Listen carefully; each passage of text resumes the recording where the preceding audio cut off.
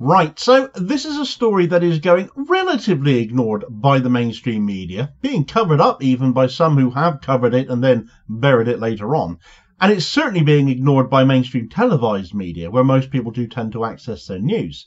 But this has been picked up in several sources, whether it's been kept out there or not, independent outlets certainly, and other content creators. So I was in two minds as to whether to cover this story as well. But actually what has been discovered mostly has in fact been tip of the iceberg stuff of a much more pervasive issue amongst the Labour right, and going back a long time at that. And it is an issue of which politics in the UK has been widely been guilty of going back decades now. Too often when it comes to the matter of grooming, especially when it involves those who are underage, as the worst cases always are, the case only gets covered when the guilty party is beyond reproach. Keir Starmer will forever be haunted by, for example, the Crown prosecution case against Jimmy Savile, the events of his actions only becoming apparent after his death as they were, and with this latest case against a Labour right figure with connections going right to the top, Ivor Kaplan, a former Labour MP himself, very much the Labour right as well, and his online and real-life conduct having been rightfully slammed. The mainstream media, again, failing to touch this, or where they are playing in the sandpit, not digging to the real roots of the problem. Because this actually should be the biggest crisis Keir Starmer has ever faced. His own time at the CPS raising questions regarding his suitability to ever deal with this. And if it blows wide open as the threads of this case could quickly become gaping cracks, how much damage to the Labour right could this actually cause? Right, so actually this story began with the refusal by Keir Starmer to launch an inquiry into grooming gangs in Oldham, didn't it? The decision to not hold another national inquiry, another one, and instead telling Oldham to get their own investigation done and get their own house in order at local level. All despite an earlier inquiry into Oldham Council itself, finding that actually they weren't particularly fit to run a council at all, let alone an investigation of this nature into grooming and child exploitation on their patch.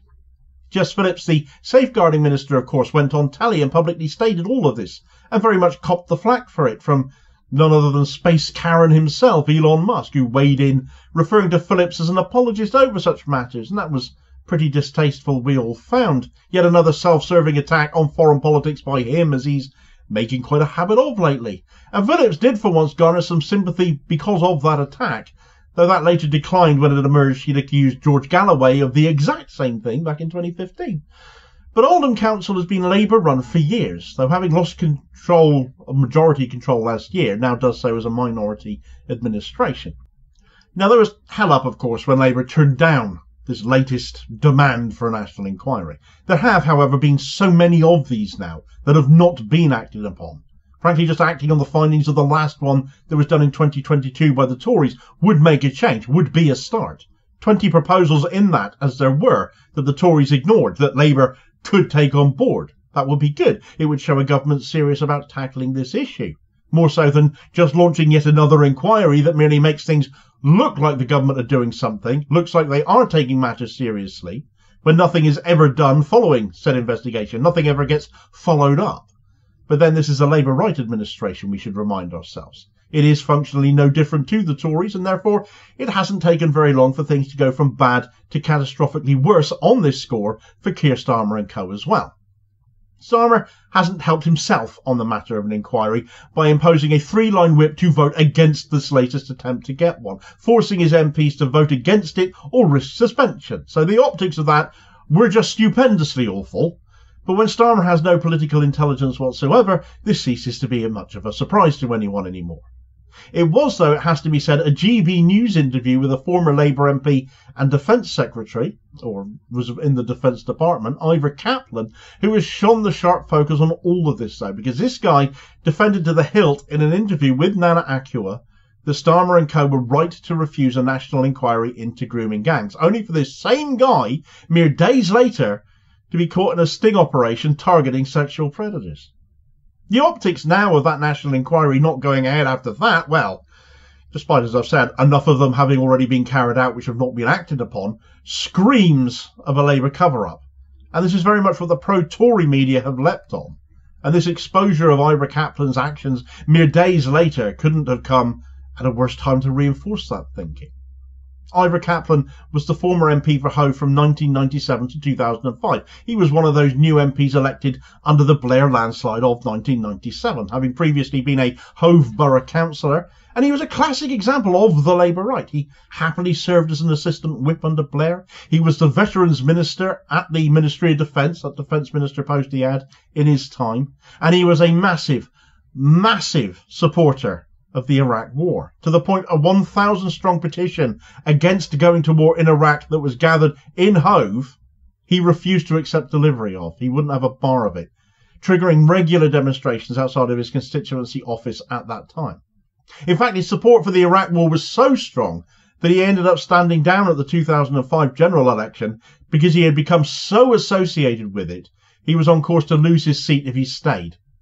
His fondness for the idea of going to war in Iraq may, given Iraq's view of Israel, been added to in no small part due to Kaplan also being a massive Zionist. Add on to that the fact that after he stood down as an MP, he went on to become an executive director of Haas Energy, who once boasted about exploiting the oil boom in Iraq, which is the reality of what that war was all about. And you really do have a classic Blairite, Labour-right figure here. And upon being elected in that Blair landslide, he became vice chair of Labour Friends of Israel, because of course he did. And he's very much one of those most vocal in condemning Jeremy Corbyn as being an anti-Semite, when all he ever actually was pro-Palestinian. Kaplan went on to be elected chair of the Jewish Labour movement in 2018, the right-wing group reformed to basically bring down Corbyn and carry those anti-Semitism claims forward as that group was. This, I think, has also been a reason partially why some mainstream media outlets have been avoiding this story, notably the BBC, given how much the Israel lobby and those who have been formerly associated with it seem to call the shots there these days. Because if this was an Asian grooming gang, there would be wall-to-wall coverage, I'm sure. But instead it's a Zionist Jew caught in a sting operation for grooming. The activist group Stop Stings stung Kaplan, the group having posed as an underage boy who Kaplan is alleged to have believed he was meeting up with. He was then arrested by the police based on the evidence presented against him by that group. So we have a situation where arch-Zionist Keir Starmer blocks a nationwide inquiry into grooming scandals by imposing a 3-line whip against it, claiming it isn't needed in relation to the situation in Oldham. But it gets so much worse with one of his faction, Kaplan, a big Starmer supporter, having been caught as he has been. But it's the links to Kaplan beyond this that have caused so much consternation since, particularly online. And this underlines rumblings within the Labour Party going back decades. If you haven't visited Ivor Kaplan's Twitter account, please don't, where he regularly tweets about politics across the country, and particularly in Brighton and Hove. His account also heavily features imagery and video content of a very adult nature. There is a lot of naked men, let's put it that way. The sort of stuff Twitter doesn't generally allow, or claims it doesn't allow. It is a lot. But even this isn't the crux of the issue, because he follows and is followed, or has been up until recently, by a lot of prominent Labour figures, who you figure will be scrolling through this smut in their own timelines, given that they are following him. Numerous Labour figures were following him at one point. It would appear many have been deleting their connections to him. Rachel Reeves was one such follower. Rachel, from accounts, no accounting for taste perhaps, but others have lauded him too. When he was elected to chair of the JLM, one attendee who praised him no end was the now current chair of Young Labour, Jack Lubner, the son of big-time Zionist Labour donor Gary Lubner, who said, "Thrilled to be at the AGM of Jewish Labour. Congratulations to the wonderful Ivor Kaplan, who has just been elected chair. It's a brilliant organisation doing really important work, so do support them. You are there to bring down Corbyn and attack the left, nothing more. You do nothing to support Jewish causes by supporting Israel, and led by someone like Kaplan, with what we know now, it's not a good look for you guys either." He's also particularly close to current Brighton and Hove MP Peter Kyle, and so all in all, how deeply do the links with the Labour right and the Labour Zionists go where it comes to Kaplan? Is this why Starmer whipped as he did against another inquiry? Does this not beg more questions about their intentions and the kind of people they are prepared to work with and turn a blind eye to the activities of in order to have crushed the Labour left and the Corbyn project? Because it is these ties that bind together that kind of thinking, that line of thought. Do let me know what you think of all this in the comments below as well. Are you thinking along the same lines or differently? Do tell me. Meanwhile, where the vulnerabilities of kids being groomed cannot be ignored or forgotten and absolutely must be condemned, nor can more impending attacks from the same group of awful right-wing Labour politicians led by Rachel from Accounts, it seems, coming back with less investment from China than the average billionaire has down the back of their sofa. But instead of going after them and all of their vast wealth to put the country back on track, now her budget has screwed up the economy, she's now opting to assault the disabled again instead to try and squeeze the necessary cash out of them. Check out that story in this video recommendation here as your suggested next watch. Please do also hit like, share and subscribe if you haven't done so already to help support the channel and ensure you don't miss out on all new daily content, which is very much appreciated. And I will hopefully catch you on the next vid. Cheers, folks.